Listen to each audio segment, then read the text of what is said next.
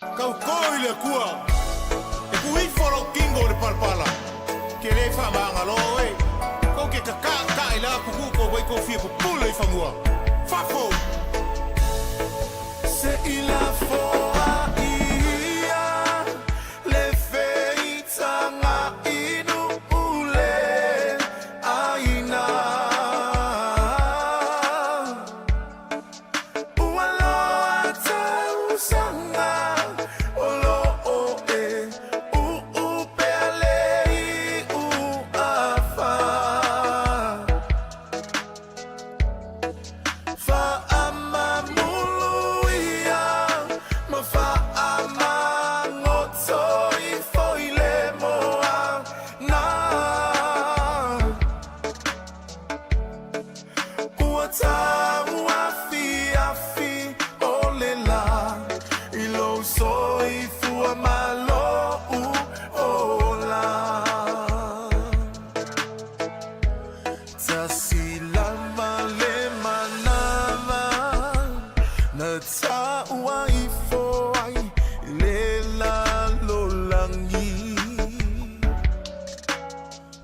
e tasilo tafa asino manga o ta ele o fanua masuafa ai pe ai se a ea ua e na una uai ile pule uso e sili le alofa na ilo o le faua lunga I oa matupe se ila foa ia le feita nga inu ule aina.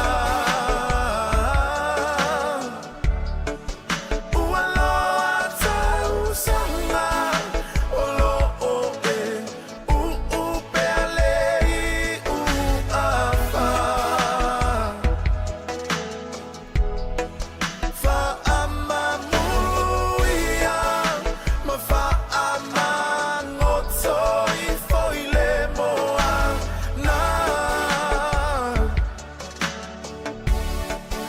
uata uafi afi olela ilo soi fua malo u ola.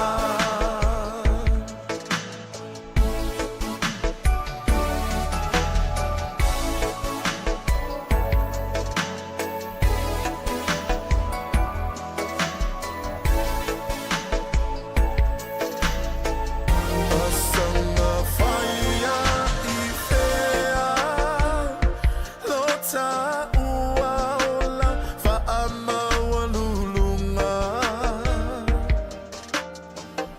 olo o pula pula mata o tamaiti o le nu umota ainga.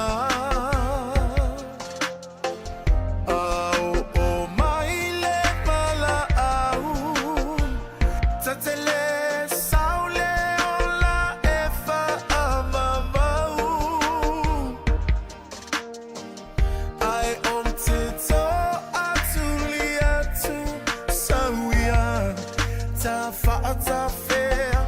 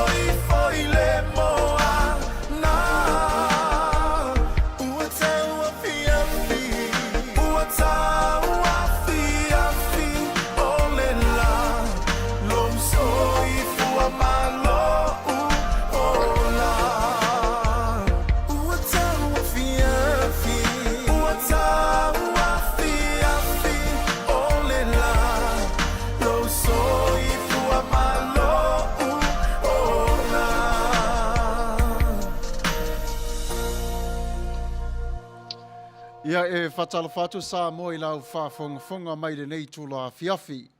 Ia e whatalo whatu fo I le mamalu o le atanu mawhai o na mafuta mai I lunga o le au pengata whailangi o le sifa fonga o le tai au fau. Mo le ngata lunga o le Facebook ia whapena fo I lunga o le YouTube. Ia, ma le to tere lava lo mwhai o na maua mai o le nei whaasara launga I lunga o ala tere vavave e le tātou app. Ia o le taimile nei, iwa maa whātasia fo I maritasi o alo o le atunu walawi loa fo I lana tāleni le susunga I a Leapai tio Failua e le tāleni o le pese. Ia o le neitu la fiafi Samoa, ia e le umi se tātou teimi o no le tuatuangia fo I le tātou malo whalo arangia. Ia o le taimile nei e whatalo whātuai I la susunga le li pese tau ta ua Leapai. Ia a mai aso fina ngalo mo le atunu umawhai o le mafuta mai. Ia, a wā fo I le tātou tala noa le nei tū la fiafi. Ia lau sunga le nei tū la. Ia, I le nganga fia ma le nganga whaaloalo, o te whātalo whatuai I lau sunga le whawhengainga. Ia, po lau sunga fo I le whātono le tātou pokalame ne fiafi, le siufonga o le tai au fau. Ma lor soi fo manuia, manatu o pa ia mo sa mo whainta, ia, o le anu nu watu, whātine o tausala. O te fia whātalo whatu fo I le whita whonga si o tātou tunu pele o Samoa I so se tu e whao le nei lau langi. Whātalo whai tupu matamali whale o polu sa o au matamaitai. Whale tua matausi se o lava I se o maupito I titi. Whātalo whātu ma lor soi fu manuia, ma lor soi fua. Talo whalava I le sunga. Ia, tā lofa lava, ia na nasa maua e whaafonga, I le sifafonga maalie, ea o le sasunga I a Leapai tio Failua le nei tula fiafi. Lau sunga, e mānei a fōi le matautia fōi ma le mānei o lau tāleni o le pese. Telefoni se o whaenga wa whao ngā ia I le tua lo wala soifua molo o la tautua. O lasi nau tala I titi lava I lo soifuanga I o le lalafanga fōi te whawhia mai lau sunga le tato mo tato pokalai mera nei tula fiafi. Ia, whaftai mo le whafsili. O lo ingoa o pe ono lau silfia ia o Joe Failua. Ia, pe tai ua whasua whaina fo'i ni suafa matai o ainga manu. Ia lea ua iai ia le suafa Leapai. Mai so mateo nu I sa vai le whanga. Ia, o te suafa matai fo'i no te mateo nu I matai tu le whanga I le suafa ola I le vaoli. Ia, o te matai fo'i sa tau I sa vai I le nu o sio tina I le utungia. Ia, o sio tama o le whanga I matai tu le whanga. Ia ma I vai e le sio pito. Au sio tina ia mai le ala le whanga pito sili o na au le lei lata mai ia o sa tau I sa vai. Ia o le pe o le tulanga nai le sunga le whātano. Sorry. Ia, le la mata o nei lo tangata nu tate o mai e lata mai wale wa mau. Ia, o le wa whatasi mai e le uso ia John o iso le ia voa. Amitua nai, ia o lo wha malo ma le tato pokalame, ia wha malo o te fo I toi o le sulusulu. Ia, mua au sua, ia malo le mafuta mai JJ, malo le whatasi mai, ia. E le tato pokalame e mai whare toi a suru lale, ia ma le to tele le mamanu le tanu. O le are tau sanga uso na amata iai, ona e I loa le tūlanga o le pespisenga wa au mai e le tua ia te oi. Whaftai o le o I Samoa I mitau tu le whanga o te lotu le kalesia Nasareta o le mato ainga fo. Ia sa tau nu tuai le kalesia lea. O e Tuavao ia la lo ufale ia marifasa Nasareta. O le tele lava o lo langa mai lo la ititi. E mau a ufasa. Ile tūlanga o ia sa nau ale loto ma tūlanga ile fia whangaina le leo ia bese fo o fina nau e tala au ia mana tua fo tātou nui tua ia ele nia o nga musika whengta fo ina mau tūlanga o ni mea whaifaili ma tūlanga whapena ia pe au lalo news e vai ane whafonga ia ma taimi fo I whai ia saka ma kuko le fiafi pe o ina tātou amatamata mai e le tūlanga o le o ino le leo. Ai ina o ngalua I le koriso le fifi. O ina na pena mapuna e aise langona. Wa te tau o na o le tūlanga. Ia o le whaalawi loa. Tau fo no I sesi tūlanga o le asia. O no le mato ainga. Fai asin tale ni o tangata i le tūlanga le musika. Ia. Au si ono pona. Ia, ia sesi fai ona ona o le tūlanga o le po e ino ni ki pine man siti man tūlanga wapena. Ia lea lau pe o sauloa, pe o sauloa. Ia ona a maile vaenga o le tūlanga.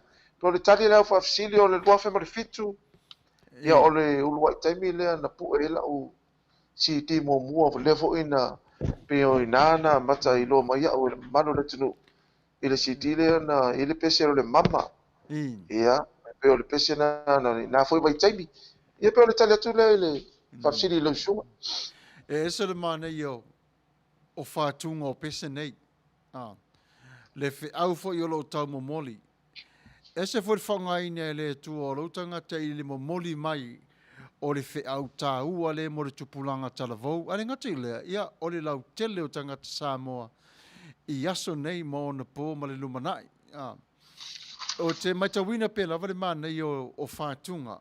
Ona o whātunga nei, e taua fo e tātore nasa leta o le holiness, unto God. Whia nganga ma le atua, o le mana ia lo au mai o le vaenga lea. E ta tala e fo i loto ma fina ngalo le tupulanga talavou. E le tala lea. Le lawa e au mai a tonu lava i au pese wa ma moli mai le fe au o le tala le e fe sosoani e fo i le to tele o nisi o le tupulanga talavou. Leo mafuta mai le sisa taua ma mao lele. O pasi toma, talofa uso. Leo mafuta mai e le si papa sa taua lea, ia le se malo lava le mafuta mai tato prokalame uso. Pele o le vaenga rena, o le mana ia i o pespesenga mfatunga nei e te o mai aia. E ia le upu whapalangi fo le tau e whamai, leave the student behind, but the teacher must go forward. Ia whaau, wow, pele o whaiau, ngana ia maua. Ia maua lewa le unga o le unga atua o le whainga mea. Le lawa e maua tonu lava, moni lava. To telo tangata tato aina pepese. A le ima se sea le po siti. Pe ia lana oere tangata mua le walu po le siti le a. Whatunga umala nei, ma pese iwa tusia. O lale umi e tā pena iri uso le i lau ngā ruenga lea. E le tau tusia o pese. O le ia masalo le la uto o le titi tu o lof mar fitu na mata mai. Sa ia la u fofanga po le plan ma mau. Te kasi ia tau sanga pe dua tau sanga ia ona fasau leo i tu o le si elpo. Ia fika fo i tu langa o le marketi ma tu langa fa pena. Peta. O le tu langa o le tu sia ino le pesi. Ia to fuale te mali i to fo i le tu langa le fatu pese ia. Ia ma tu langa i lona ia sila fia i le tu fatasia pese. Ai wa ia. E fika le pese i le taimi. E fika fo i le tu fatasia se pese. I le langona ma le taimi o tala fea ngai. Wai e leo taimi uma ta te nofo tu se pese.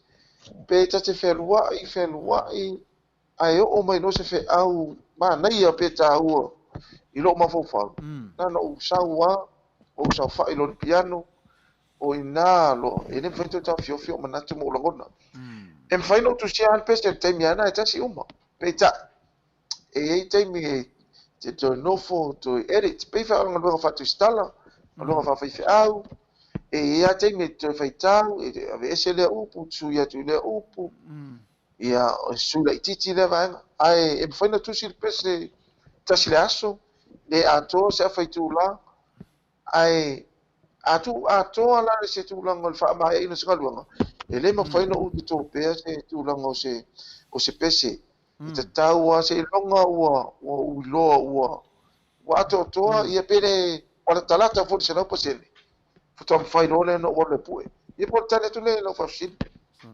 ma lo lava lai whawhelo ai mai a stauso ia amituna i whai mai whatalo whātu i le suafa pa i o Iesu Kiriso i lau sunga le whawhengainga ia whangalilo Samuelo ala popo Tuavao Matafeo whapea le sunga Leapai te o Failua mo le proklame matango fie vi i ai le lii mafuta atu i Samoa God bless ia whaftai whamalo Ia, lao mafuta mai fo'i e stau so ia pasi. Na talo matu i lo sunga polo.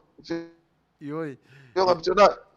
Ia, le foi mafuta mai a Paul, ia a siu, ia malo lei, moni le lei, Failua sa o iloa o ia. Sio matou nu Talo fatu. loa, ia. To tele mamalu le atono mawhai ona mafuta mai le neitu la, o upu la nei o pese o iai, o upu. Very, very inspiring. So le ma naia i o lo wha unga o pese nei, tusi ma le ngang pa ia, ma fiso soani o le ngang pa ia. I le tau mawhai ngō lau tāleni, o le tāleni le nei. E le au maua fwoi tangata tu ia i le tuana tāleni nei, ese foi whanga ina i le tua o lau sunga. Ua le ngata i le tupulanga talavau, arife au mo moli, mo ta ngata i lau tele. O anisi fuafuanga mo le lumanai i lau tāleni o le iai nei uso. E te whaua wina pēr le vala awina o i le tūle nei, pe te tamawhai pēr lava e whala wai tele lo mafu fau i lau tāleni.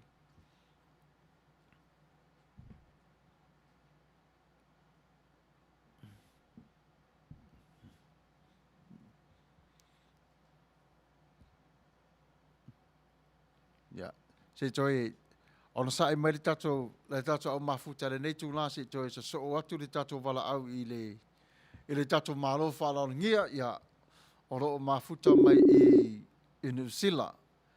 Ya ai ona sa mai pe lava ona o fai lava sina whawhainga tau na whawhiso ta i atu le taimi le nei ya lewa toi maua lewa noa ya malo iso ya o le taimi le nei ya toi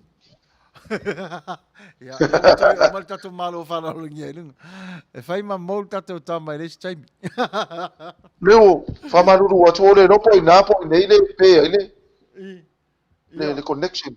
o ya Paulava me siri o tato e whiroa ya o le mana ia o tāleni o la visiri foi ya i le tūlanga de whata o to inga ma le teu wina o lau tāleni e ala i lau tā pena e ilo le lava le mana i o lau tā pena i au pese e sau foi lava le pese e au mai foi lava le fe au mo moli ro iai so le pa tonu lava le whaalongo li pe o le pese le sa amatel tapo kalame pe o le mai ale nalo i tātou i sa mo yaso ia maso nei ia a watu tātou i whafo ia o te nia mai foi tātou i whapena i tonu ia o le talale na tātou o tātou i o mai ia i mai foa so le ese le mana ia se tala no le titi mai ali pese lea e ese le te leo lo na o ngā wha mole mole Whaftaiteli. Ia, o lewa e whaasoa mai fo i lesi vaenga te leo lou i lou taitonunga wha atu spese. O le pese lea no o tau whai. E pie o le langona whawhat pese ia uai. O te tamo whai e whatu se pese i le vai taimi, i le taimi tonu. Ma le langona o lo o tupu i lea taimi. Ma le whangaso longa soi fuanga o tatu iai. I la o no fotu fo i nei atu no o ma mai tau watu soi fuanga soi tatu o tunu i Samoa. E lo o iai le tūlanga lea o le iepi o na lau Filifilia whainga malo. Ia, mai se fo i le tūlanga o Filifilia inga i tūlanga o pio pili e tolu, ma tūlanga whapena. Ai, o tamu whailo. E wha upu ma mamoli i se anganga e ma whai o na hofi ngofie. I se langona ma se fina ngalo. I so se tangata mai lava li tala vau o mana malanga. Se ho o tangata matua. O te leo whaai tu au vo i la po tu si lima i lesi tu. Po lesi tu. Au la ua fe au la. Lea la ua o tau mawhai. O te tala noa i le whewa, i le vale o tātou i tono a inga. Ia e whai fo i le tono e ka le sia o le nuu. Ia ma le tono. E pe o le tūlanga na o le whi au. Wan mea moni e lau sunga whawhenga inga. O le tele o tātou mo tātou a inga. E awa aitangata. E tau te pea tau whalfani i tūlanga i le tala noa, wili atu, wili mai, asiasi atu, asiasi mai. Ale mea saoa. O le silfanga le atua tau te whai nai. O le silfanga le atua e se ese o tātou langona. E se ese o tātou loto. Mo uta mo whailo. A o le i o wala au le tua ia a'u ma so te tangata lava e sili le lafoa'i o le lagona o le tiga ma le ita pea o le malamalama i le tala tusi i le ae alu e saune ave lau taulaga e ave ma tiga i le tali a iesu alu momo i au tafa e fa'alei lo uso na e saula pi faapena se lagona o leu te talanoa ina ia faigofie ona ofi finagalo ma le fa'afofoga se o se tagata Samoa ae o le fe'au sa'o ana le tau faimolomoli atu tia'i ma lafoa'i le fitaga i te lē sao i leo le fa'avau ia pe o tale atu lei le fa'afisili i lausu Morning from Maoni. Whawhtai lava moro tala noa mai le mata upu lea. Sa o ngā lue fōi, o leo te ngā lue fōi tōna lau tala vau, tamaiti. ale E ere teimi o te alu, o whanango longo i lau pese. Mana tua la. O le te tūsia lava, o le pese i, o le pese tūsia i tangata Samoa, malona se o manga, malona soifuanga. No, a vele o whanango longo, o tamawhai. O le whape whea ono tango i avel whe au momoli lea. E tala noa iei le tamai titi pālangi. amen No tono le tamu whai wale whapi pi i awa enga nei e lua. A te loa, e mawhai lava. E mawhai lava. O le ita le Samoa te tusa fo i ma le ita le pālangi. O le ita, o le ita. O le tausia le Samoa, whapena fo le tausia le pālangi. Ai ese lava o tu la fono te tono ainga. I pulenga i lalo fale. E le telo te mi lau te whātu te whanango longo le lau pese. O no alu leo nofo nofo. No tango le sa ili mai te tongo le tuspa ia. La se fe au lo momoli mai il pese le whaata tau te tono. No alu le ave tamaiti. So le tu watu tamaiti pālangi. E pā tonu lava. amen E pā tonu lava. O le mea te whātu te fia te lea i le. I le to telefo o tōlia lo pepese. Pe o steine le Rachel. Lo omo fo tātou. To telefo ia. Lau vanga pese. Ia skama John. O te alu ave pese na. O nofo leo whapea. E iai le winga wa tūsia le pese le nei. Te tau ona whao ngā Moses tamai titi. Ia. Peila o le vaenga le nau te fia e foi leo te whanau o longo i au tō pese mare ngā luenga o lo wala uinai o tō e le atua. Tatatal no lai lo malosi. Ioi. O le atua lava e tāpena ina lo malosi se uso. Au nā le taimi e loa i e Leapai. Wa lava i lo malosi e whao ngāre malosi o le atua. Whaftai, saloa. Whai fuisina lo loto lau whafsili. Ai, ia ua ai o leta noa na au ia i lo langona pi il tapo kalambi, tu langa ai o musika. O le, o whatunga uma. E te lo whatunga o te le tu sie ro mafofau. O te le tu sie ne lo mafofau ni upu i lo uru, po lo mafofau i lo uloa. O te, ia, na fu o sila fia i lo ufo i tuputua e male soifuanga, ia. E sa whanga ina i le tua i tono le ngaruenga, ma tulanga tupulanga tala vou, e una le ato toa le ola tau whai. Ai, pio ina, na to toa i le tua le mea lofa le ita. O le winga la lautala. Pe reima se taimi o whaonga e au, lo ma losi a whatangata. O te tusi e se pese. O no le nei le tu. E i taimi au, so sa whatunga i lo uloa. E umanu tu se le tūlanga i lo wa ai le tūlanga whale. Whasoi fuanga whasamo. Ai a fi ai. E le whi au whale anganga. Ai, i lau la me to tia ma lau awala. O le awala le lutu whaongaina. O te tūsia maua lor whātunga maua whea. O te wha moe le poto ma whaunga le tua. O te au mai ai se wa ai po se perspective whale whatuspa ia ma whale anganga. Ina ia o ngatasi ma le mea lea ua o tā pena ina. I le tūlanga le soifuanga nei. Wow, o lau lea ai kia ma lau skai. Ona, nei te wai o tēnā tangata ia. E whai mai o au e mix la musika, of course. E mix la musika. Ai le ima sa whātunga i le anga. O le winga lau tala, o le mix. O no te mana, o le soifuanga le tau te iai. Ia o tangata lo lotu, mo tangata le lotu, o lau kiwisano, ma lau le te tonu, o lau malolosi, o le au vai, o le au tau whai, ma le au wha vai.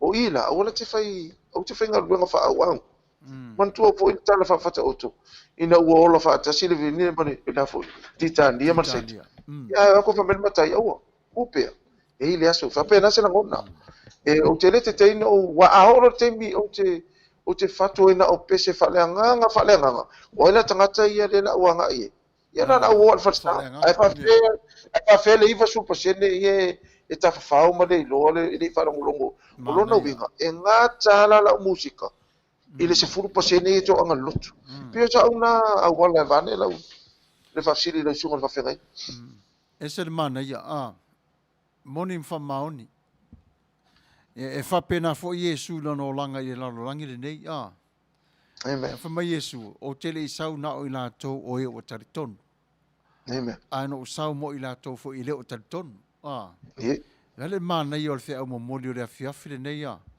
na whai mai le mana atua pasi o le ulpo e vai le uma le tāla i wana tā o le matua i tā i lunga langa pētua ang tāla i whai mai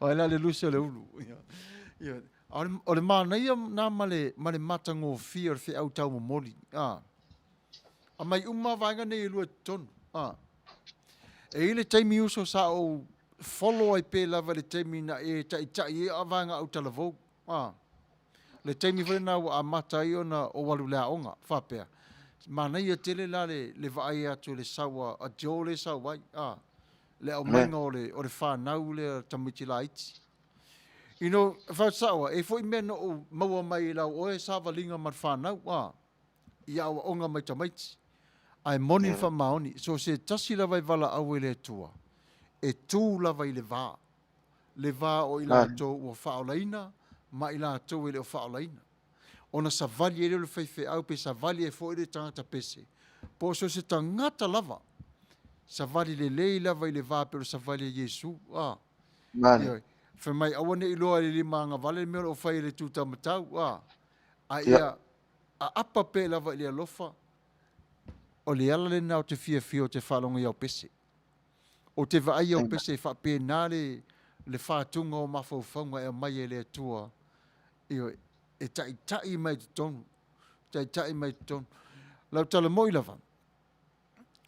O le pese le lena tā neilo ano o Filifilia le pese mua more ilunga. E te le i o le au ngā Lai wha pēr telo tangata ai o le apius. Apius lea. I will fa'aliela o televou. This is the reality.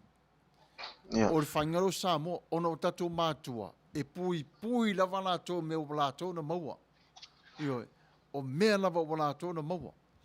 Tātata no la uso i le whaangaso longa mar whapokala meina o lo soifua i pespesenga nei. O mā nei ana lau saule o e sauai, e te alu lava i vaenga i lua. Se 40% ma le iwa se 40% o le lalo langi te mawhai lava ina ia mawaise au ngā mase au onga sili o au pespesenga. O lana tu langara wa ita o in ta pese fau saufaf. O ia isi wha moenga mo lumanai po tusi pe lava. ia mo le whafsiri lau sunga mo mantua le teimi nei ua mai se fo vai teimi lau tatou iai ua mo leo toi ngā lulu e tūlanga o CT simba tūlanga whapena ia ono msalo le afianga le COVID ai o peo tūlanga lau iai o tatou o le ilunga le YouTube ma le whangaina o le whatenkolosi nei ono po ia ua tamu whaila mai alenga luenga matu ilunga le i platform se umala o lo whai ona a whatau whangaina ai ia Salo pe to lo vai aso o watu le si fatu fo. Ia ai o lo fa pena pe ona ngalua pe. Ia o tom faila vai masina pe tai lima vai aso ma fa alwati tua le si tatu fatu fo pe o le tala tu le ma fa lo. Ia malo so. Danny le la tatu le e ma malo la tunu. O la tatu fa longo la le pesile la taina. Whaalonga foi po lea lava sa oi mawhau whau e le loto le pese lea. Pese lea lo usuina e le tatou malo o whaalongia. o le alofa o tina. Esa le mana i o le pese lea, ai usi lau whaafonga. Ia le paia ma le maru Samoa, o le alofa o tina. Ia Leapai teo Failua, usi mai lau whaafonga.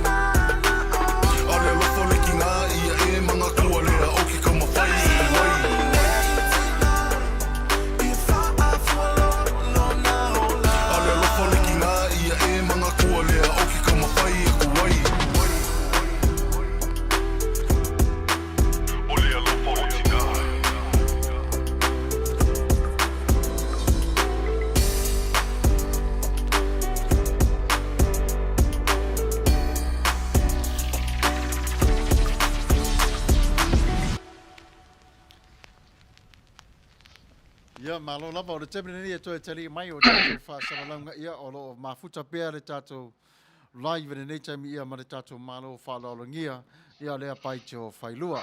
Ia le nasa mo nasa e fa fonga mai le pese nasa tatou fa longo ia i ese le mana ia. Ia te au lava ia usa. No fa longo le pese le. Mua lava taulo ma fau le sa taulo tau wa Yesu malan tala sa fa ia Ioane. O lo tina lea. Lo tina lea. Ale manea i o le lau tele. Ia ui e la ua vai ia. Ma lo wha alongo ma lau vai. Ese le manea o le au inga tele. Ai wha manatu mai ei lava. Ile le usi ta iyo tātou tina ma le whaaftaia o mātua. Ilo lātou ngā luenga i le au a tō malipō. Ia, e peira o le vaenga le nāno mana o se i whaarongo longo e tātou au mafuta. Ia, le afuso lātou manatu ia wai tofu lava tātou. Male, ia, mare whi au mamori a mai ale nei pese, O le asau ai ma sau whaalongo, ia lau sunga, i le pese le nei. Se i, whai masina au tala i titi lava se i tātou whaarongo longo, le mānei o le, mānei a tele upo le pese lea. Maftai, tai lo sunga le whenga. O le manatua o le nafa ia ma le tuiti o le tina i tono ainga. E le asisi o tātou e le lausilafia mai loa le tāua ma le tauti ngā o tina i tono tātou ai. A le isi tina ia o se ainga whaanonoa na ai. Ai, pefue o lena tāua le tina ia Maria na o asi Yesu sa tau. Ia. O inai te loa i mo tina i munu ta. E alofa. E o ai le oti e o toi te. E le mawhai ona solo muri le lofa tina. Sa tau mawhai la e mantua o te le foi whātunga ma pese whātatau i tina. E te le foi na whao ngā upo le poto Solomona wa e pea o Solomona e tala noa te le whamatana tau i tina. Sosto ai ngā ngana whao ngā ina Solomona e whaatusa i tina. Ai na uto mawhai i si ngana e re ngata ina malama iso se tasi. A o se fe au fo i mwhai o na launga tasia uma ia tātou i le tātou vai i o tātou tina. Mantua o mero tina. Ai lava se ilonga ua ngase po ua matua soifua. O ne vai alo le ua o le mwhai o na whaatino na nafa montuti. O le tūpale o tātou tama, ia, e matua e te lele se senga. Ai pei o le tūlanga na lai o na tamo whai whātiunga lea. Ina ia tauto e whamanatu matua e monmoli ai. Le tā ua o nafa matiute o tina i tu tono so se ainga. Mantua lei loto no ainga.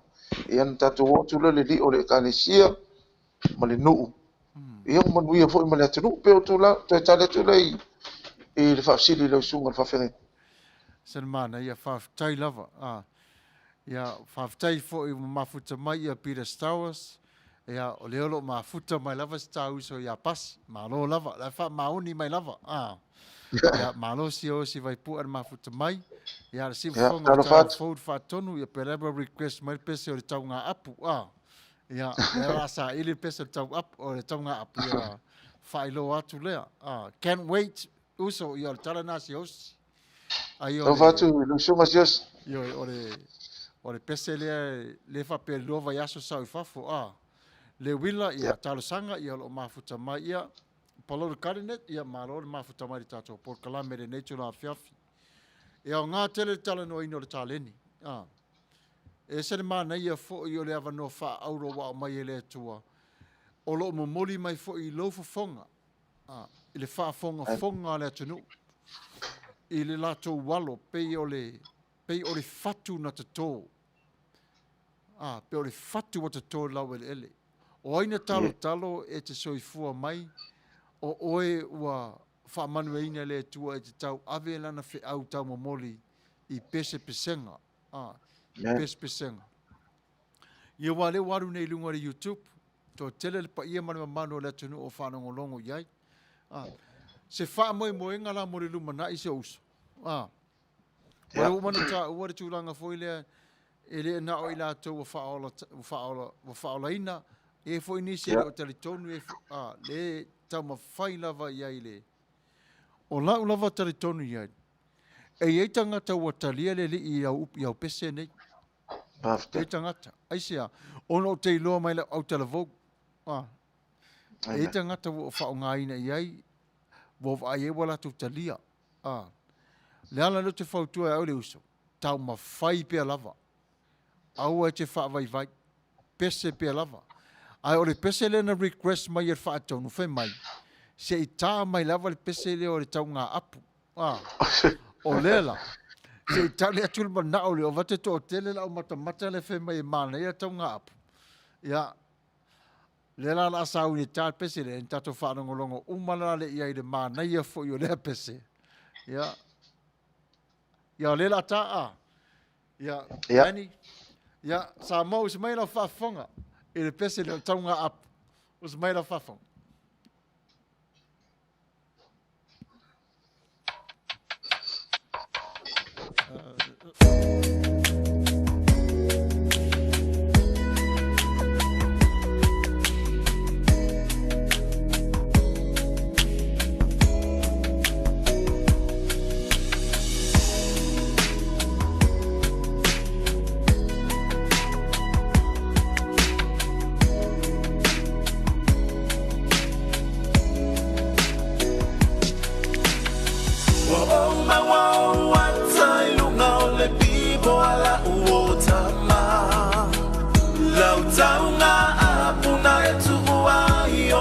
mafutama dua ungalima maleto taita imalanga susana wa eto eva afo ia itafa inata tamali utenofo watu iluta aina aitu atu ile anga etele iyo olavaini usila Pasia tafana usapopole tele a ilo uma fau a emse usiata pepe ma oene i eto e vai lenga otolu masina etele ivili maila vai lo ainga a osina tupe fo io kasunga olewa o mawataitaya Aulena tamalo wa faya va malana fana utama Leitio wa atu malo sina ia e alu ile fai ngamalanga Wa tai luka ole pipo ala uotama Lau taunga apuna etu uahi ole tamafutama Lua ungalima Maleto taita imalanga Susana wa eto eva afo ia itafa inata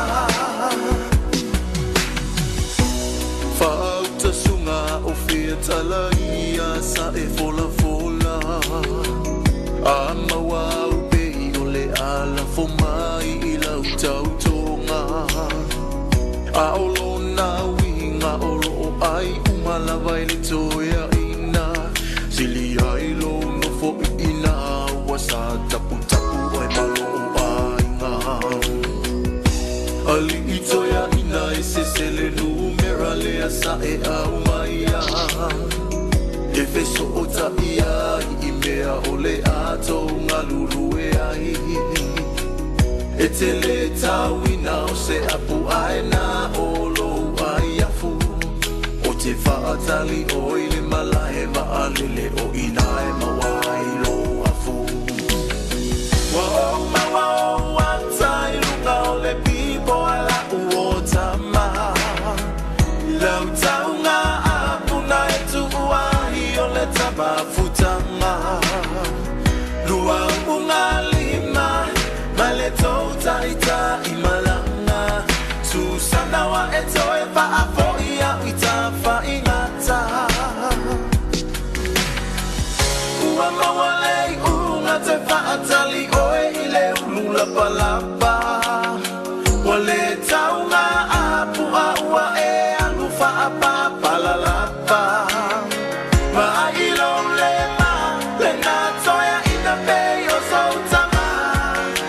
Ia ia lo wale te sauna le atingi fale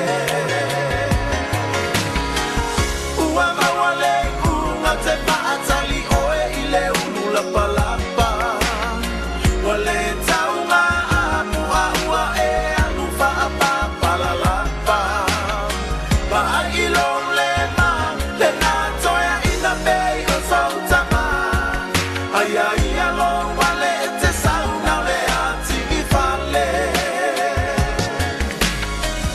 E te leilo ina le autau a koe vai uma aina Tau te le no fo mauna le ono masina o le visa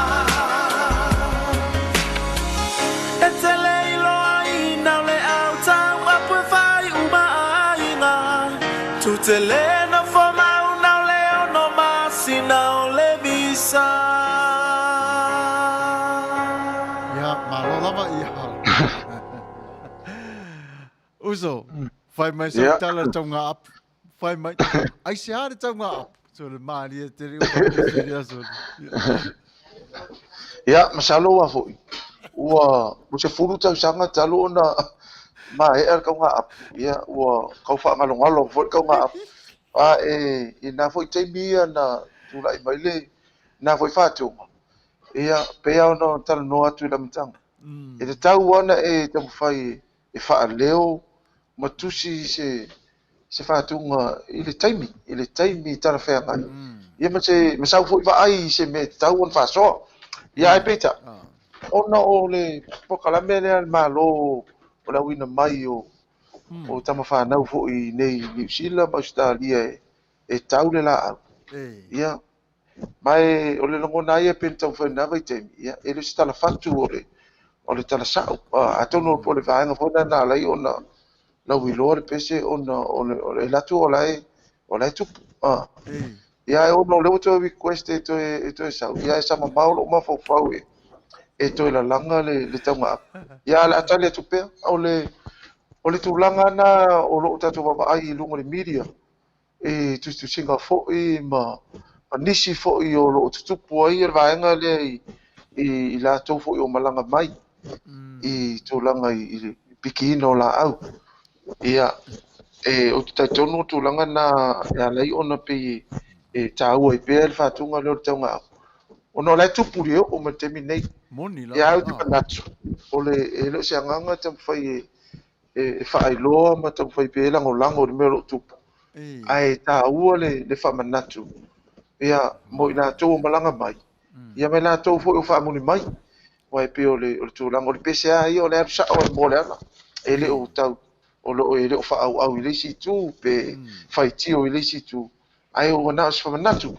Pē o le toi tali atu le i lau sunga i le whawhengai. Manuia, whawhitai. Sere manuia o le whanangolongo fo i lau talatala noa. E winga i pese, mawhi au lo mamoli mai e le pese, ma le pese, ia, ma le whaungaina fo i le soifu o tangata. Mane. Ia tau lava ia se whautua atu ia au se usoa. E se le manuia le i ila o lau taleni. Mana tua se uso. E lua lava ala pito sili lava na te tele e whawhia ngai ma oi. O le loto vai ma le loto malosi. A o maane e lua e malo. Maane e lua tui mawalulunga. O lui ia o lau tāleni. Mane.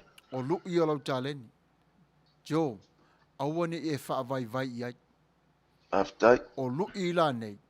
O lo au mai e le tua e whao ngā iai lo malosi. Lo whatua tua. Ma wha uwina i o lo leo e te momoli ira na whi au i teimi o whaingatā ma pōpua ngā i le soifuanga o le tangata. A saule teimi e whaingatā, talia. A saule teimi e while mu, talia. Pau lava, tatalo ina ia manuia. Manuia lo tau ti ngā wha ngā ina i le tua, lo tau mawhai le momolia o lana whi au. I le to tele. E esa le mana i o whātunga, o te fia, o te mimita. Whasalo tala. Wa isanga tolu tātou a inga wa whaitau lia i nei tūlanga o musika. Ai au ngā fo ia te tātou lava le tātou ainga. Mā fau ia tātou. Ia o matutua nei mātou lai titi lau tupulanga. Ai e au ngā lava i le toi au ili i o le soifua o le tangata. Tamo fai pe lava le lai māua tonu o tua i le mā nei o le mane tere lo moria mai o encouragement le sau tonu fa malosi au mai ai o le tu mai fa tasi o tangata foi tonu o le fa fia foi le loto o le tangata. Ai mana tua e te mina e fainga tele le savalinga le te savali ai uso. O le ere te me tamo fai lava le matole fio satani o le matuale leia tu special datalo satan. Ale agelu lea. Ona ola na ngaluenga le sa fai le lang. Ngaluenga le sa fai le lang. A se ila le tangata pese ale filio lang. Ia tata te va ai le lei fo e sau lava le pese. E sau ai maringa ngana fo ile e fa le manuia. Ia.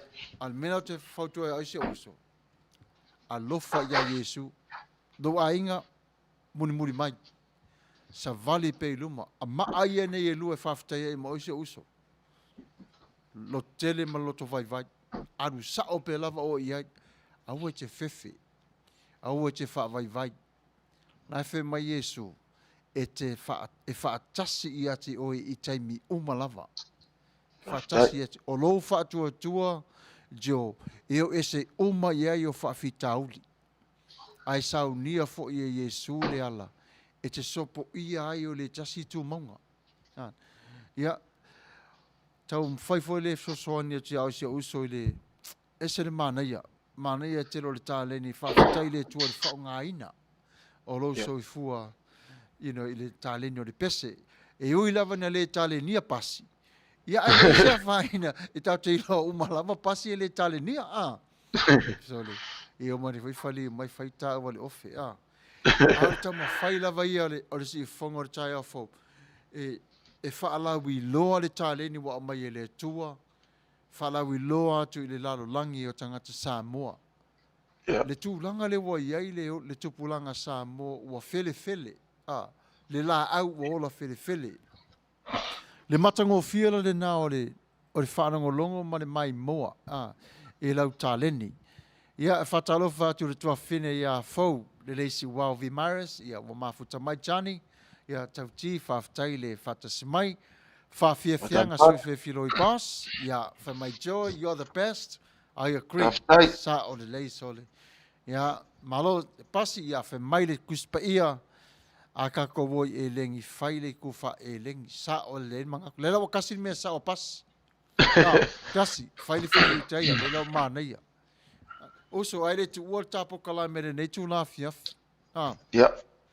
Le wha moinga mo le lumanai. O lo iai pe lava lo wanganga i tama whai lava e te pese mo le lautele. O le ala so tu eva ai i le taimi o le toi tu fata singo a musika. Wa ese sin o rau vaenga fo i lea po se team. O fatasi ma o e tu fata sia a tua le pleni o lau.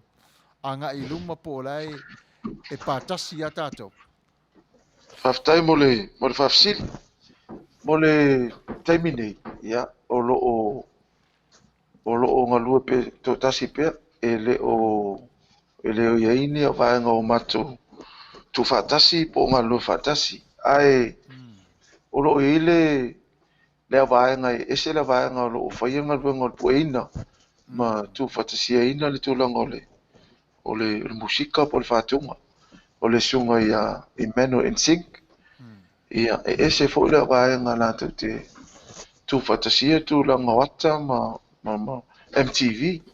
Ia ai o temine ia. Volo o tamwhai pe lava na o. Na wena ia lo te tonunga e.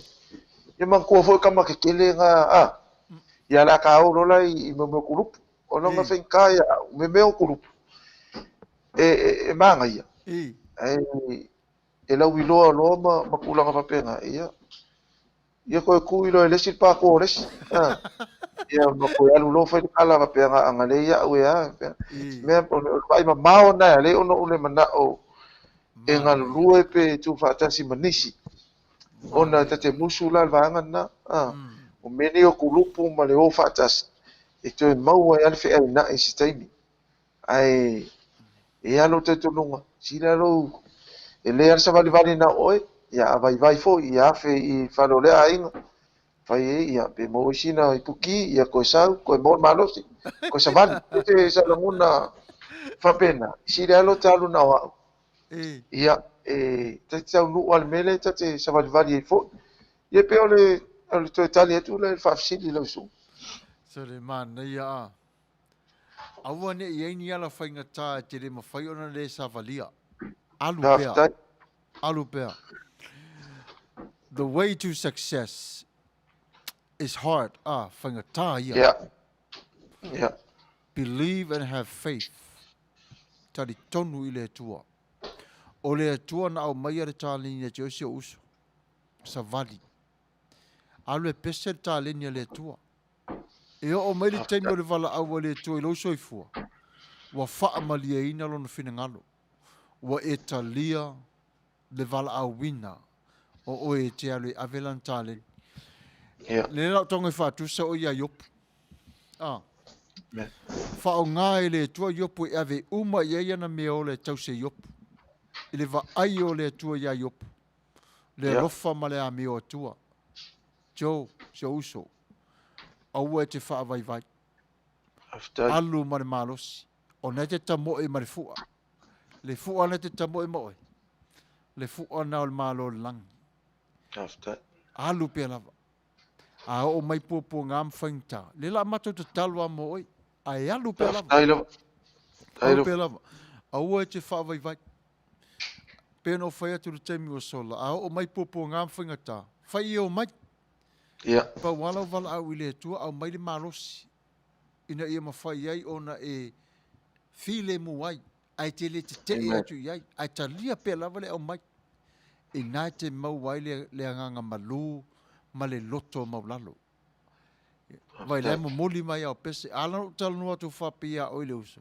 tu salawa peta te ainga ona ye le vaenga foi lo le tale no te faalu allo ia te uso ile vala au wino o ile tua nala foi lo te fautua toi fapea te oi ile tule ona ta ua tele le tule te ia ai tamo fai pe lava au te fa vai vai ele o le vi inga o e te o po le vi inga o setas a le vi inga o le tatu tamau le langi o lo fa atali ma sila mai vai le to tele ma malu le tunu fain ma futa mai ne tu la fiafi ma se taimi o iluma ai se au ma futa mai tangata nei ona fo o lawa i la to ma fo fo i lau pese na fa longo i lau pese mai loa oi lo i le fe au e au ngā mo i la to mo la to a inga lala le na se uso tau ma fai au e te fa vai vai o le olanga ia e fa pe na pe lava o le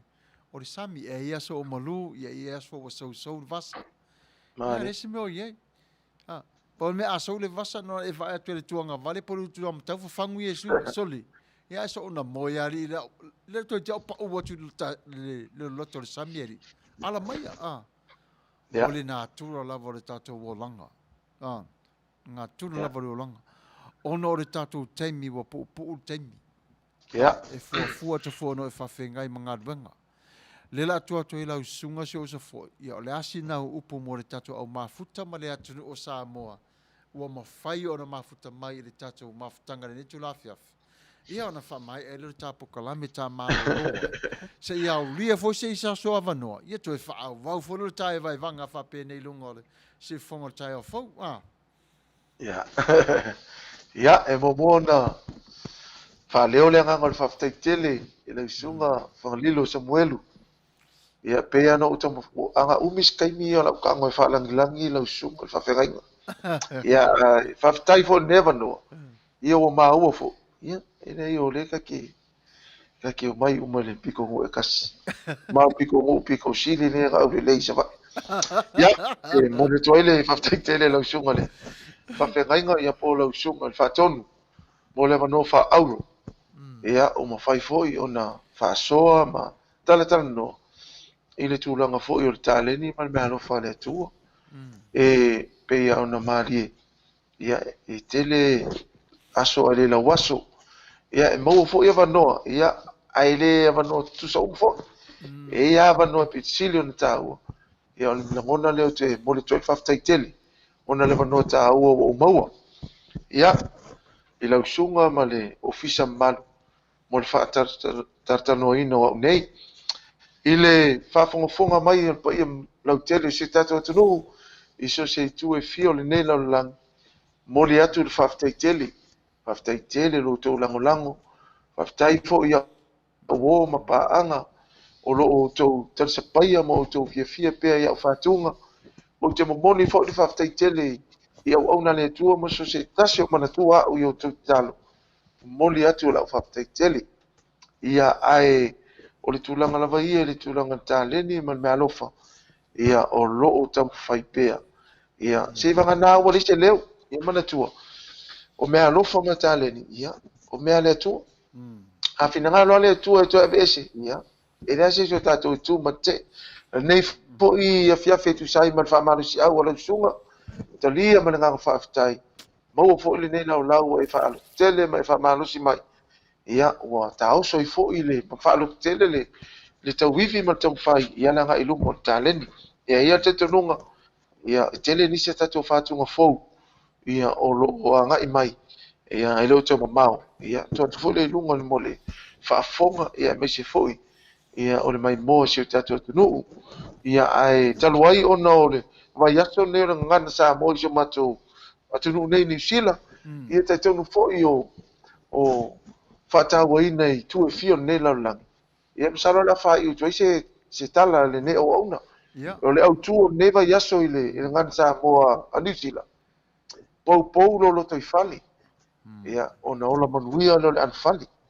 Ia manatua o le moa ngana. Ia mafua mai ono tato fale sa moa. Ia po fale o se i.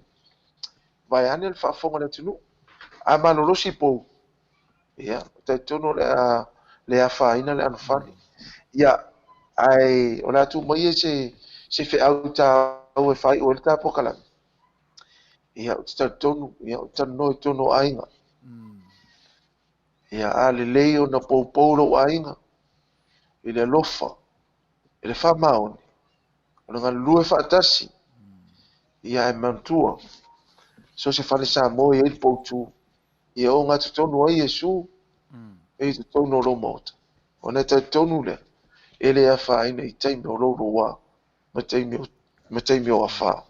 Whamanuia le atua ngā leila atua i lau sunga le whātonu, anga te leo le ofisa. Whamanuia le atua i wō pāanga, sa mō whaafonga i so te tua laulang, ai uola le lofo le tua. So i fua ma i manuia.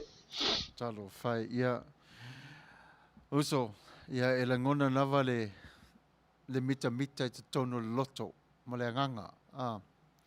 Ai oso mai fo ta uso pasife mai au le leia lato pitonu. Vai se sa foi fa malo si ona sa wa ta o ma na lato pikongu.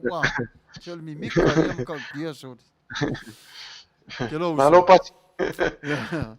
Ya lai ya le was mai a raisa ia lunga ya malo raisa talo fai a raisa ya wata si mai tato por kalambe. Ole la foto ang muli lava si uso a. Ya. Ono le tāleni o te manu fo i le tāleni malo si malfonga ina le tua. Pau lawa le whautuanga si o uso vai e whapea. A wale whaunga ina men te tupua nafi. Ya. E tau teu wailo lo wasa fau. Whaadu. Whaftai. Tu uile tua na te whaunga ina mai le taimire na.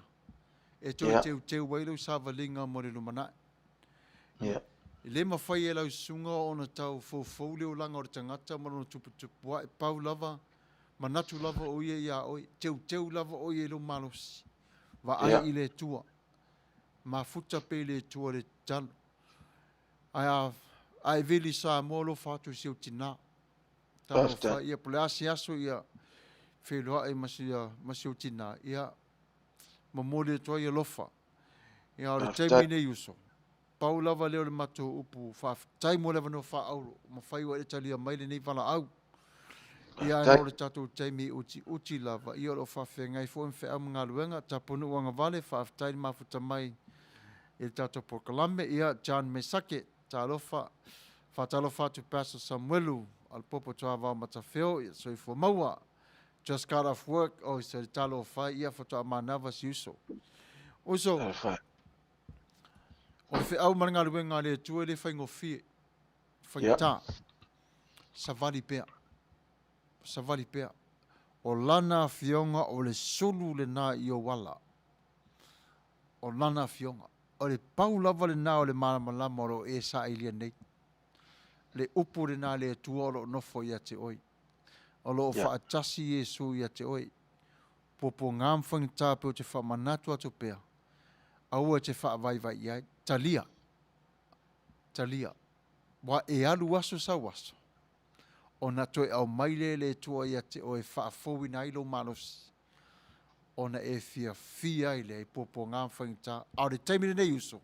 Amen. O na wo o mari tā teimi tā te amtau mawai. Ia, sau se teimi tā toi whaawina tā tala noa. Au de teimine nei Samoa. O le nā o tō whaafonga. I le alo o Samoa. O lo o iai te tonu. O pespesenga. Whaale nganga. Man whaalaulangi awa. Le alofa ma le anga le lei mo sona sau. Mo oe a inga Samoa ma le tupulanga tupu ai. O le tamine nei. Ia o le atar pese le tātou te tau whamawai e le nei tula fiafi. Se ia ulia se tasi o teimi o mua. I le alofa ma le anga le lei o le tua. Ia o le awhai wina le talo. Ia o na tāiro le pese lea. Se whaisi tālo tu uso. Le tua alo mātou tamau le nei tula. Whaafitai wato ai tau nuu lo mātou nei wha moi. Le tua peo na e silafia le pa ia man mamano le au mafuta. Alo whangia i lātou. O a lava whawhita uri o whalavelave le li ia o whawhengai mai lātou. Mai ngase. Ia manu mālola o whanau. Mai nei whawhita uri. Si itia i lātou, whapa ia i la wafio i lātou. Fua i le malosi. Wha Manuia fo i a Leapai tio Failua malana tāleni. Fua i pe la wafio le malosi. Ia susulu pea le malamalamo la wafio i lona soifua. Wha Manuia i a te ia i le swafo Yesu Keriso. Amene.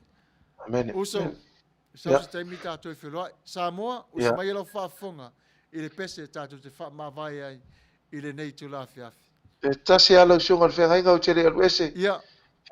Mori atua olo whaanga i si a uo si o tō whine ia ese fōleni. Ia, alo fatu. Ia, alo fatu i la usunga manu. Pokalame. Ia wale i tātou i whiloi. Ia, whiloi. Alo fatu. Ia. Alo fatu. Ia, wha. Ia, aase kua, wha.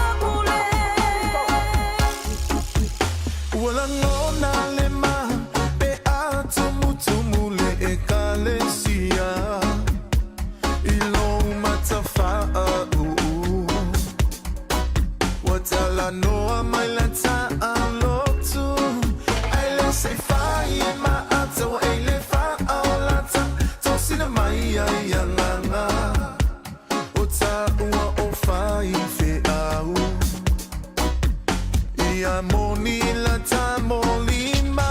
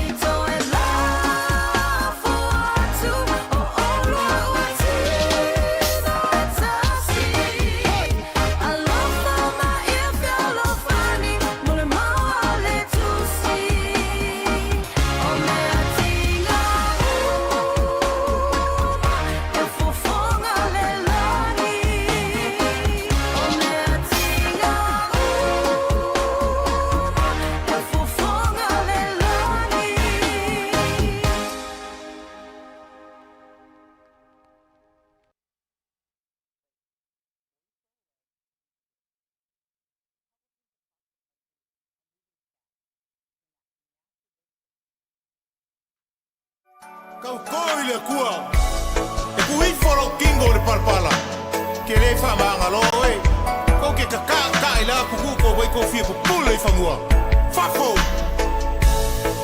Se ila foa ia le feitanga inu ule aina.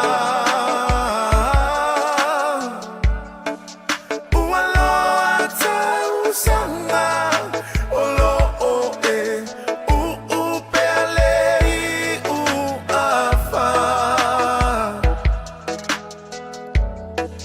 Fa'ama muluia ma fa'ama ngotoi foile moa na uata uafi afi olela ilo soi fua malo u ola tasila male manama na taua i foai le lalolangi e tasilo tafa asino ma